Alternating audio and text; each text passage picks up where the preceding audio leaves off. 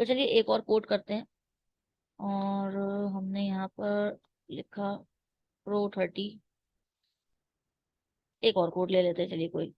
हमने यहाँ पर क्या ले, कौन सा प्रोग्राम ले ले, चलिए स्वैपिंग का करते हैं एक question. Right a program to input two numbers and swap. ये क्वेश्चन आपको शीट में मिला है, ये क्वेश्चन।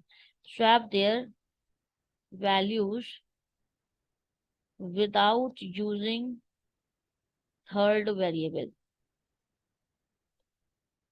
ठीक है, तो इसको हम फंक्शंस के थ्रू भी कर सकते हैं, तो चलिए आज फंक्शन से करते हैं। stdio.h। तो यहाँ पर हमने suppose no argument no return type से लेकर हम चल रहे हैं, और तो CLR SCR डायरेक्टली आ जाएगा। स्वैप को कॉल कर लेते हैं। अब ये जो है वो कॉलिंग है, तो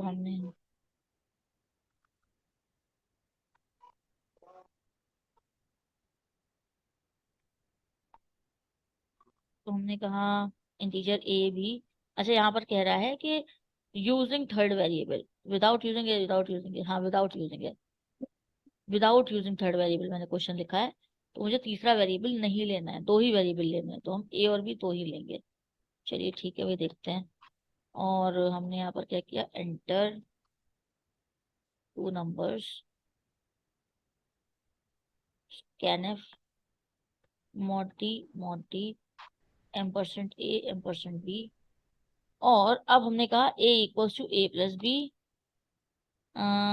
B=A-B, और अच्छा चलिए चेक कर लेते हैं कि मुझे कोड रटा नहीं है। मैं भी मतलब करती हूँ, पर कहीं कहीं पर अगर कुछ है तो अभी हम उसको चेक कर लेंगे कि आउटपुट क्या आ रहा है।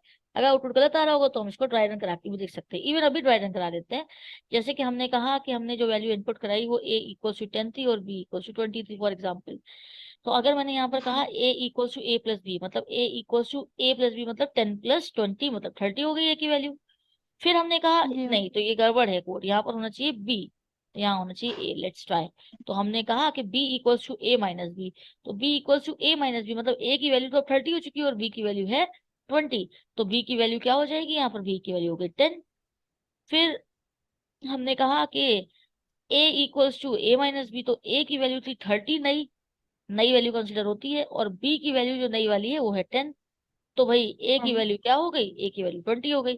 तो आप देख सकती हैं कि हमने इनपुट के समय पर लिया था ए की वैल्यू 10 और 20, और आउटपुट के समय पर बी की वैल्यू जो है वो 10 हो चुकी है और ए की हो गई है 20। मतलब दोनों की वैल्यू आपस में स्वैप हो चुकी हैं, इंटरचेंज हो चुकी हैं। बिफोर स्वैपिंग तो हमने यहाँ मॉड डी ए को प्रिंट करा लिया, और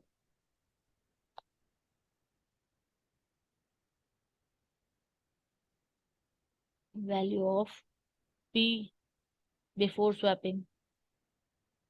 अब इसके बाद अच्छा, थोड़ी बिफोर स्वैपिंग कहाँ है, तो आफ्टर स्वैपिंग है।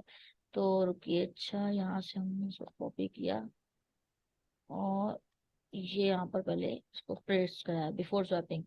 और अब हम आफ्टर स्वैपिंग, जो फॉर्मूला लगा के हमने स्वैप कर दिया वैल्यूज को, तो यहाँ पर हम लिख देंगे आफ्टर स्वैपिंग।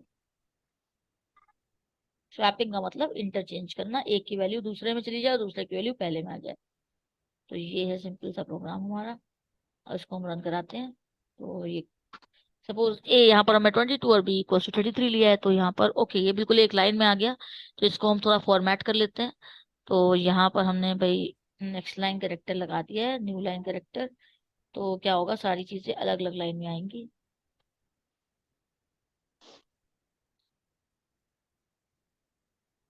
तो value of A before swapping 22, और B 33। After swapping value of A 33 हो गई, और वैल्यू ऑफ बी जो है वो 22 हो गई।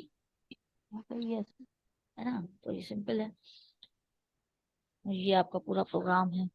मैं आपको भी दिखाती हूँ स्क्रॉल करके।